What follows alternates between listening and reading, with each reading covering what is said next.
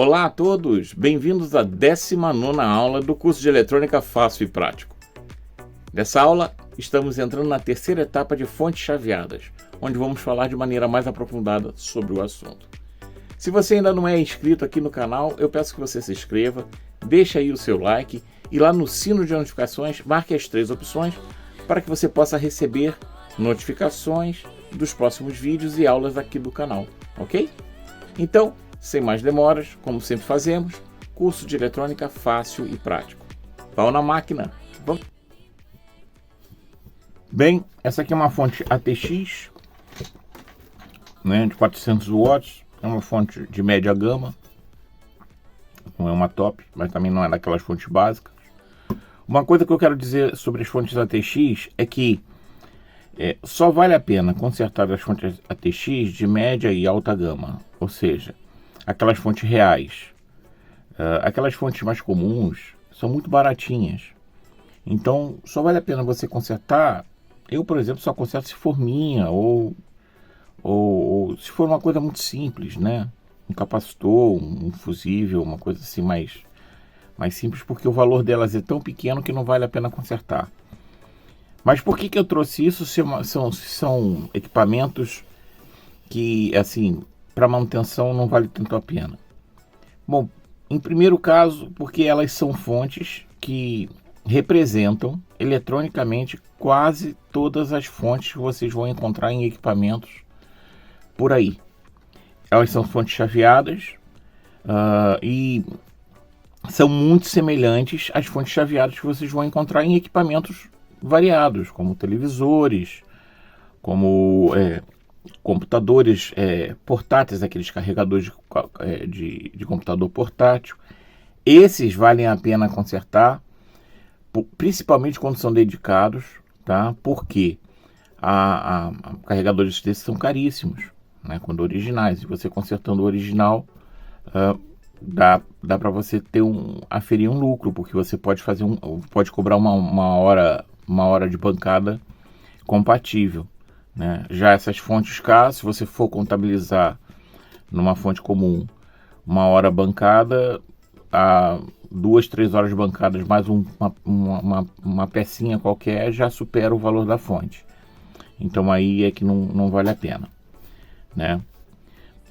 Bom, dito isto, vamos abrir essa fonte e vamos dar uma olhada na área do PWM dela, que nós não vimos na nossa outra fonte. Vamos também ver da nossa fonte, que vimos na aula anterior, mas vamos também olhar nessa aqui, para termos variedades de circuitos diferentes, para vocês verem que eles são semelhantes, como sempre digo para vocês. Circuitos eletrônicos, existe uma diversidade enorme de circuitos, mas eles são sempre semelhantes. Você vai ter sempre semelhanças entre eles. Fontes chaveadas, vão ter alguns tipos de fontes chaveadas, uma infinidade de esquemas diferentes, mas muito semelhantes entre si.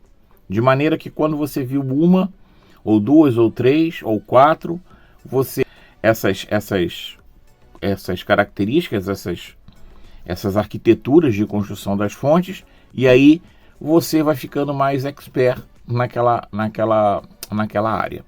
É assim que funciona, tá? Um papo rápido aqui que eu vou ter com vocês. Me surgiu alguns comentários, até em redes sociais que eu converso com outros colegas. A eletrônica está acabando, que isso, que aquilo. Gente, eu escuto isso. Eu estou na eletrônica desde 1984. Foi quando eu fiz o meu primeiro curso. O mundo da eletrônica vem até antes disso, porque eu comecei muito novo.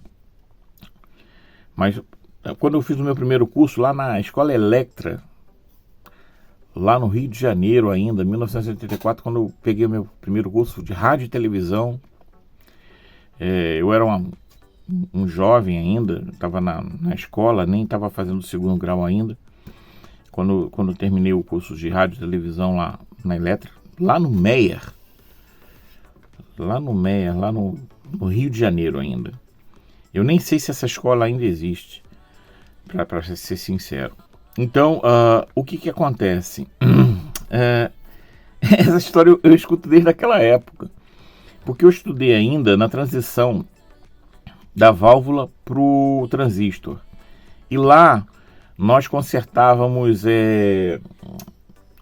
de tudo, de rádio pilha a televisores, a equipamentos de som. Na época os equipamentos de som tinham muito aqueles móveis, onde você tinha o toca-disco, o rádio conjugado com os alto-falantes, tudo num móvel só, e aquilo era tipo um móvel mesmo de se pôr na sala.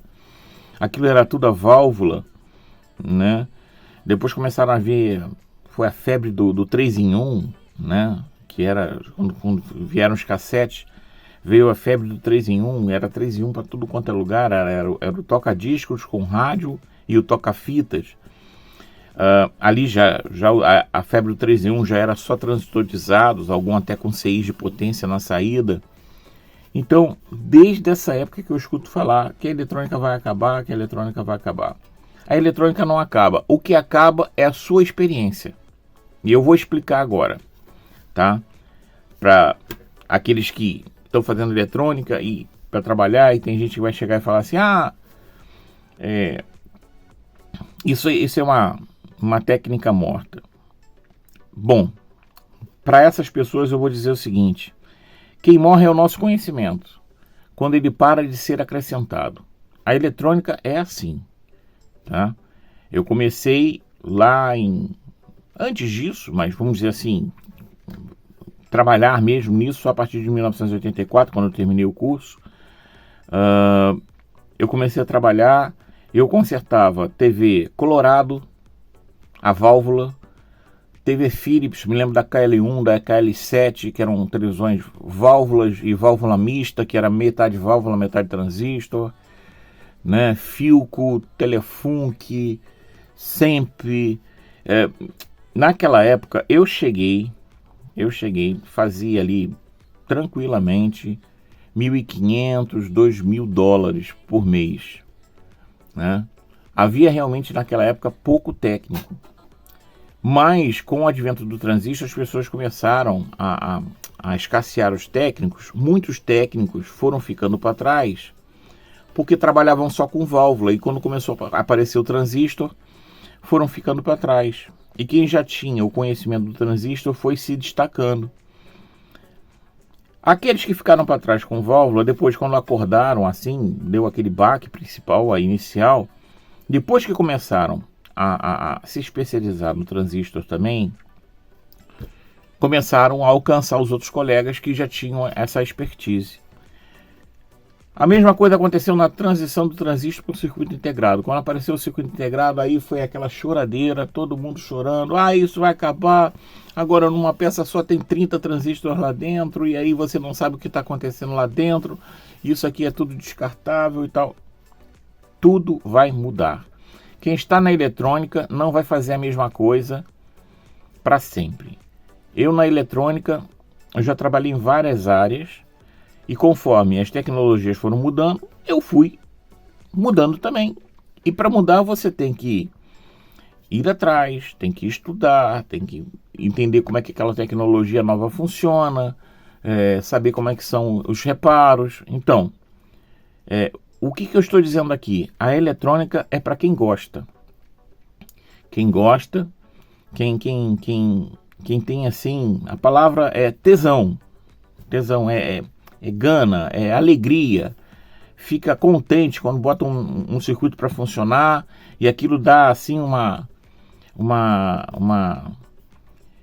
eu não posso falar uma palavra aqui, bom, talvez vocês entendam aqui em Portugal se fala pica.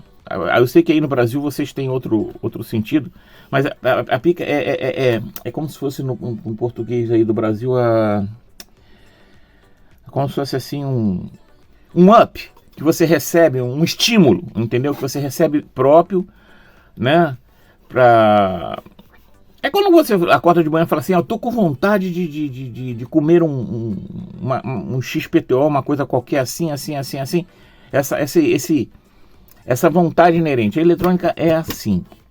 Você tem que acordar de manhã e falar assim, cara, vou fazer aquele aparelho funcionar, vou consertar aquele circuito, vou me dedicar, vou aprender aquela nova tecnologia, vou encarar aquilo lá e aquilo vai deixar de ser mistério para ser uma realidade na minha cabeça. É assim. E aí nunca acaba. Porque por mais que as tecnologias se renovem, você está sempre indo atrás e buscando mais conhecimento.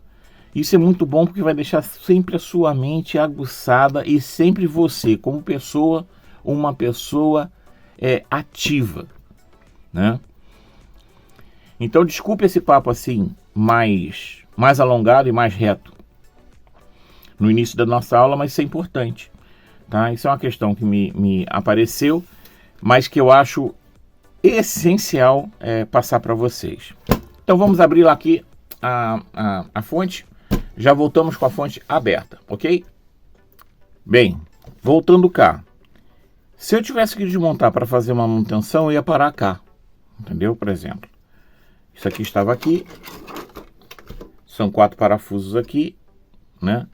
Mais 4 parafusos aqui em volta da caixa. Algumas têm mais parafusos ou menos, vai diferir a construção. A tampa está aqui com o fã. O fã é plugado ali no resto da caixa. Se eu fosse fazer uma manutenção, eu ia retirar ela para cá. E aí pronto, estaria pronto para fazer a manutenção aqui. Mas como eu vou mostrar as coisas para você, eu vou retirar toda essa parte aqui, que não retiraria se fosse fazer uma manutenção. Por isso eu fiz esse pequena parte aqui, para a gente poder ter uma ideia, tá ok? Então, vamos mais um pedaço. Bom, já estão aqui, a entrada aqui, do 220 ou do 110, né, conforme estiver setado aqui na nossa chave. Próximo passo, passar aqui um pequeno pincel, vamos dar uma tirada da poeira. Essa aqui está muito bem razoável até, daria, mas eu gosto de trabalhar com a coisa bem limpinha. Vamos lá. Bom, razoavelmente limpa agora a fonte. Primeira coisa que você vai fazer na fonte é identificar as partes dela, né? Então temos aqui o pino de entrada, que aqui era a entrada do 220 e do 110. Tá vindo para essa região, já identificamos aqui os choques de entrada, tá vendo, ó? Os filtros aqui, ó. Aqui, o nosso protetor aqui com fusível, com o nosso NTC, né? Vamos para cá, temos a nossa ponte retificadora, tá vendo? Os nossos capacitores aqui, né? Para poder fazer o alisamento da nossa forma de onda, né? Aqui temos os transistores. Eu ainda não consegui identificar porque eles estão aqui atrás da peça. Eu não consegui identificar quais são. Mas são os nossos transistores para fazer o drive, ou seja, o chaveamento para o nosso transformador, certo? E desse lado aqui o secundário da fonte. Se você virar a placa do outro lado, isso vai ficar bem evidente. Nessa placa aqui, olha só. Você tem aqui um centro aqui, ó, que nada se comunica, tá vendo? Então, essa parte aqui é do primário, essa parte aqui é do secundário. Então, você vê bem que está distinto, tá? Urbano, essa fonte tem muitos mais componentes que a outra fonte que você mostrou. Sim, essa fonte tem muito mais componentes, porque também ela tem algumas proteções e alguns recursos que a outra fonte não tem. Essa fonte aqui tem standby.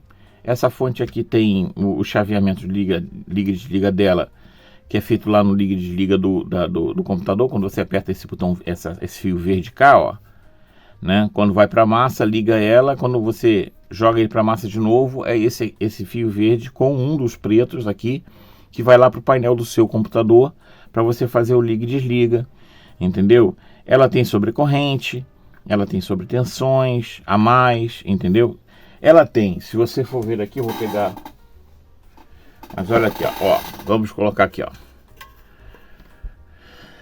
Vamos ver se foca. Opa, pera aí. Isso, aqui, ó. Ela é uma fonte de 115, 230 volts, né, por 60 ou 50 Hz, e ela tem saídas positivas, mais 3.3, mais 5 volts, mais 12 volts, menos 12 volts, menos 5 volts, menos 5 volts VSB, que é o do standby. E olha só, o 3.3, 26 amperes, 28 amperes, 5 volts, 38 amperes, o 12 volts, 18 amperes, menos 12, 0,8 amperes, menos 5, 0,5 amperes e o standby de 2 amperes. Então você vê aqui que tem 1, 2, 3, 4, 5, 6 fontes, 6 saídas diferentes. E cada saída dessa tem seus componentes específicos. Bem, seguindo então. Então aqui embaixo nós temos uma definição muito clara do nosso primário com o nosso secundário. Você vê aqui que você tem bem no meio, bem dividido, né? Aqui temos a entrada, nossos filtros, aqui o fusível de entrada, o NTC, aqui os filtrozinhos com os capacitores. Lá na entrada também, aqui junto da tomada, também tem um capacitor, né?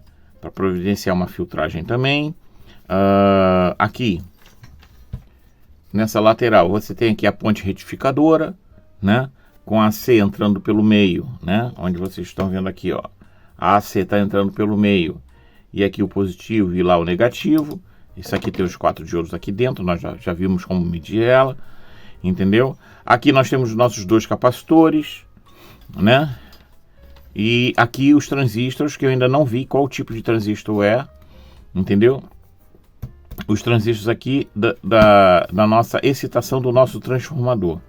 Ou seja, o sinal PWM vai excitar esses transistores para poder chavear o nosso transformador. Certo? Aí depois nós temos aqui a saída. Nós temos aqui os diodos de saída, os transistores de saída, né? Nós temos aqui, não sei se você consegue ver aqui, ó. Deixa-me... Aqui, ó. Tá vendo? Aqui ligado, junto ao nosso dissipador, né? Um termistor, que é para fazer alguma análise de temperatura. Quer dizer, isso aqui já é uma proteção que a fonte tem, tá vendo? Ó? Tá ligado aqui, ou seja, se isso aqui aquecer demais, ele vai alterar um sinal aqui que vai cortar, com certeza, o nosso PWM para não ter mais corrente aqui. Entendeu? Então, isso aqui já é um circuito, já é um componente para proteção da fonte, né? Por isso que eu estou falando. Essa fonte tem mais dispositivos para proteção. Já vai prevenir mais situações. Ok? Né? Temos aqui os capacitores, os vários capacitores de cada fonte. Cada fonte vai ter o seu capacitor, obviamente, né? O 12 volts vai ter um capacitor, o 5 volts vai ter outro, o 3,3 vai ter outro. Então, quer dizer, cada fonte ali de saída, nós vimos que tem seis saídas ali diferentes, vão ter capacitores diferentes para essas saídas. Não é isso? E componentes aqui à vontade. Nós temos aqui, nesse lado de cá, deixa eu ver se eu acho onde é que ele está aqui. Está aqui, ó. Esse aqui com 4... Deixa eu ver se eu aproximo mais. Assim. Deixa eu dar um focozinho. Isso, melhorar o foco. Tá vendo esse rasguinho aqui na coisa? E aqui tem 4 pinozinhos. Esse aqui é o nosso acoplador. É ele que vai trazer o sinal daqui do secundário para o primário, para indicar aqui o nível de tensão que eu tenho aqui no secundário, para que o meu PWM, que está aqui no primário, possa identificar e mudar sua frequência e sua intensidade, né? Tem um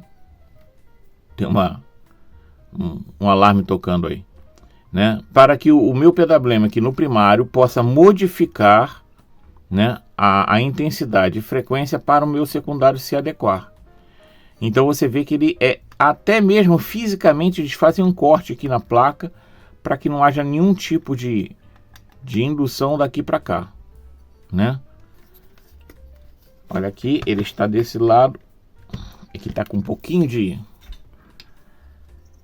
Ele está com uma cola em cima, tá vendo? Olha, ele está aqui, ó. Nosso fotoacoplador, tá vendo? De um lado, desse lado secundário, vai ser o LED. E desse lado aqui do primário vai ser o fototransistor. Certo? Vamos aqui ver mais coisas na fonte. Bom, então, para aqueles mais atentos, acho que já perceberam uma coisa diferente nessa fonte, em que eu queria chamar a atenção para vocês. É que nós temos aqui o primário e o secundário, né? Então, aqui o primário e o secundário. E aqui no lado primário, nós não temos o CI de PWM. Nós temos o CI do PWM aqui no secundário. Isso é comum em fontes ATX, tá? Então, eu até escolhi essa fonte. Eu tenho outra ali que é o contrário, né? Mas eu escolhi essa por causa dessa diferença, para que vocês também saibam que o circuito integrado que faz o PWM também pode estar do lado secundário. Aí, como é que ele faz? Ele tem aqui, recebe todos os sinais. Aqui são vários sinais de várias fontes, entendeu? Nele, e aí ele gere o PWM através do fotoacoplador. Ele manda o sinal lá para o fotoacoplador e o fotoacoplador vai mandar o sinal aqui através do transistor. Do fotoacoplador, vai mandar o sinal aqui para o amplificador no primário. O amplificador vai amplificar esse sinal, mandar para as nossas saídas, que essas saídas aqui são o 2SC 2625, são transistores aí de 450 volts por 80 watts cada um. Como na outra fonte, vai ser semelhante também, cada um vai fazer metade da tensão, para os dois fazerem o total da tensão. Vamos dividir essa tarefa aqui na saída, são dois transistores. E aí vão fazer a regulação dessa fonte desta maneira. Existem fontes que o PWM está aqui do lado, desse lado, e elas chegam a ter vários fotoacopladores, porque cada fonte vai mandar um sinal diferente, aí ela vai tratar, é uma arquitetura diferente, entendeu? Mas, normalmente, quando é uma tensão só ou duas, esse CI está desse lado de cá. Quando são várias, como são o caso da fonte ATX, algumas usam, aliás, muitas usam o controlador de PWM deste lado, por uma questão de conveniência da arquitetura, né? Fica mais fácil ela fazer o controle aqui geral total e depois mandar um único sinal através do fotoacoplador para o primário, né? Então quem prestou atenção aí, quem estava aí prestando atenção, deve ter notado essa diferença entre a arquitetura de uma e de outra.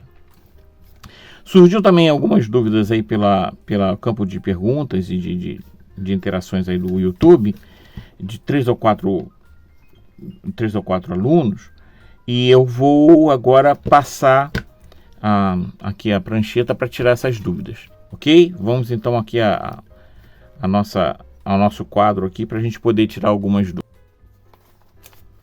Bem, eu quero ainda tirar dúvidas de vocês que me chegam pelo YouTube, lá nas perguntas vocês fazem, nos comentários, sobre esse caso aqui. Eu já falei sobre isso na aula de fontes lineares, mas não custa falar de novo, porque eu percebi que ficou dúvida entre vocês e pelo menos 3 pessoas me comentaram coisas semelhantes. Que é o seguinte: como é que, por exemplo, aqui 220 volts AC que entram aqui vão se transformar aqui em aproximadamente 340 volts DC?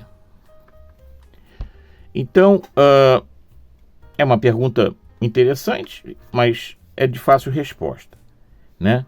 Vejamos aqui, ó, eu vou subir aqui um pouquinho para poder ficar mais claro. Vejamos aqui, ver o gráfico do que entra aqui.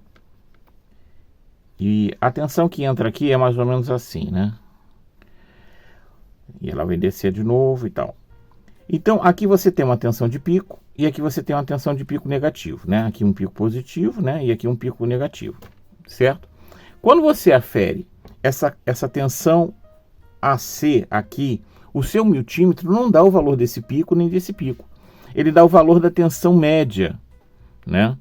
Então, aqui quando você sobe, você tem um valor bem mais alto. Aqui quando desce, um valor bem mais baixo. E aí ele pega a média dessas duas tensões e te dá uma tensão, que é essa aqui, 220 volts AC, por exemplo. Desculpa. Já para a tensão descer, a coisa funciona diferente, né? Vamos puxar para cá o nosso quadro e vamos ver o seguinte. Aqui você tem um positivo. O positivo tem um gráfico mais ou menos assim, né? Ele tem ondas positivas contínuas aqui, né? Isso aqui é o gráfico para o positivo, né? E o gráfico para o negativo, né? Ele vai funcionar assim: ondas negativas. São todas do mesmo tamanho, tá? É que o desenho aqui ficou mal elaborado. Bom, aqui você tem essa forma de onda, AC, e aqui você tem essa aqui, ó, em cada uma delas, né? Então o que acontece? Como aqui se faz a média, e aqui você tem um pico positivo e um pico negativo, a média está mais ou menos por aqui, assim, ó. É a média, não é? Essa é a média, né? E aqui também se faz por média, só que aqui temos o nosso capacitor, tá? Vamos lembrar o que o capacitor faz? Quando essa tensão está subindo aqui, o capacitor está se carregando. Quando ela começa a descer, ele tem carga. E aí ele passa a fornecer carga, vai descarregando, mas chega aqui assim, ó. Eita, minha caneta está falhando, né? E aí a forma de onda fica assim. E ele vai fazer assim em todas as ondas, ou seja, a tensão sobe, ele carrega, e aí a tensão desce, ele descarrega, passa a fornecer a tensão para o circuito. Tensão sobe, ele carregou, e aí quando ela começa a descer, ele tem carga, ele passa a fornecer carga para o circuito. E nós vamos ter como resultado mais ou menos isso aqui, ó. Uma forma de onda que sobe, ele desce só um pouquinho, porque ele está fornecendo, desce só um pouquinho. E agora, em vez de você ter vales que vão a 0 volt, os vales são bem menores. Você tem um pequeno ripple aqui, uma pequena oscilação, porque isso aqui ainda não é estabilizada, é uma fonte DC, mas ainda não está estabilizada. Você tem essas pequenas oscilações aqui, mas essas oscilações não chegam a zero. Ora, se ela não chega a zero, a média vai subir. Você, quando vai numa estrada, e a estrada é de 120 km por hora, você vai ter horas que vai estar a 120 km por hora e vai estar a 100 km por hora. Não é isso? Agora, a sua média vai ser lá 90 km, por exemplo, porque certa parte do tempo você ficou a 120, não, desculpa, 90 km. A 120, a outra parte é 90. A tua média vai ser 110 km, por exemplo. Entendeu? De 100 a 120, né? Se metade do tempo você passou a 100 ou metade do tempo você passou a 120, você vai ter 110 de média. Não é isso? Aqui é a mesma coisa. Como eu passei quase sempre acelerando, tudo bem. Só que aqui você está na cidade. Aqui, vamos dizer, aqui você está na cidade. Você andou a 120, você não vai andar a 120 na cidade, né? Vamos dizer, você andou a 50 km por hora na cidade em certos momentos, mas em outros momentos você ficou parado, parou no sinal, né? Aí depois voltou a andar a 50 km por hora, depois parou no sinal. Vamos dizer que esse tempo seja igual, a sua média velocidade vai ser de 25 km, por exemplo. Vai depender do tempo que você ficou a 0, do tempo que você ficou a 50. Não é isso? Então, o que acontece aqui é exatamente isso. Como agora eu tenho isso carregado e eu não vou mais a 0, a minha média subindo a 340. Como é que eu sei a velocidade? Já estou falando aqui da velocidade. Como é que eu sei, por exemplo, a minha tensão de pico? Se eu tenho aqui 220 volts, AC, como é que eu descubro a tensão de pico dela? A tensão de pico é igual a tensão média vezes raiz quadrada de 2. E isso não é complicado. A tensão aqui é 220 volts vezes a raiz quadrada é 1,41. 1,41. Se eu não me engano, é 1,41. Deixa eu ver aqui na calculadora. Que é igual a... Aqui daria igual a 310. volts. Então a nossa tensão de pico aqui é de 310 volts. Entenderam? Ora, agora eu tenho aqui 220 por 310 volts, mas nós tivemos 340 volts lá, se eu não me engano, nós estávamos fazendo com, se eu não me engano, a tensão estava em 245 volts na aula. Acho que era 245 volts. E aí, por exemplo, ficam, vou fazer aqui, desculpa que eu estou fazendo na calculadora fora aqui estou fazendo na realidade no computador aqui. Então aqui com 245 volts vezes 1,41, a minha tensão lá de pico vai ser de 345,45 volts. Então você vê aqui, por esse resultado, que minha tensão de pico ficou muito próximo da tensão que eu alcancei lá naquela fonte com 245 aqui, né? Não 220, 245. 245 ficou em 245 volts aqui, ó. Lá ficou 240 volts DC. Porque ainda há um pequeno ripple aqui que desce um pouco a tensão e aí deve ter dado esses 5 volts de diferença. Você vê que está muito próximo do que acontece. Então você pode entender que, para você fazer uma conta, que a tensão depois de filtrada vai ficar muito próxima dessa tensão de pico, tá? Então viu aqui, ó, essa tensão AC aqui, depois de retificada e filtrada, vai ficar muito próximo, tá, da tensão de pico da sua rede de entrada na fonte, tá? Então a fórmula é essa, se você quiser gravar com raiz quadrada, mas é a tensão de pico, né, é igual a tensão média, que é RMS, né, vezes raiz quadrada de 2. Ou, para simplificar o negócio, é tensão média vezes 1,41, tá? Para ficar mais fácil de vocês gravarem aí. E aí vocês vão descobrir isso, ok? Isso aqui é só para tirar a dúvida de vocês, para vocês entenderem como é que ficou essa questão da tensão subir depois de retificada e filtrada, tá ok? Olha, espero que esse vídeo alcance você e sua família em paz e saúde. E espero vocês na próxima aula, tá ok? Um grande abraço e até lá!